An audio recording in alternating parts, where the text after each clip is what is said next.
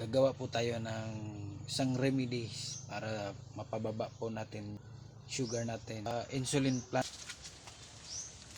Ito po, insulin plant. Kukuha po tayo nito para pang ano po, remedy po sa papababa ng ating sugar po. Ang kukunin nating dahon itong nasa may may dulo. Kukuha tayo para mas malambot siya. Kuha lang tayo muna ng 3 piraso. Kasi hugasan natin to muna bago natin ito tirahin. Sige. So ayan po, natapos na natin hugasan yung dahon ng insulin plant. So ang gagawin po natin ngayon ay kakainin natin to.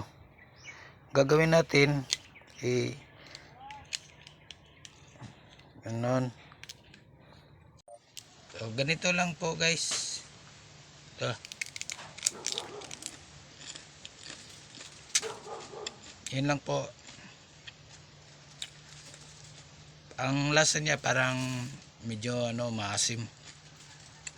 Guys, yun po yung isang alternative way para mapababa po natin yung ating sugar po. Insulin plant po. Okay po, thank you for watching. Bye bye.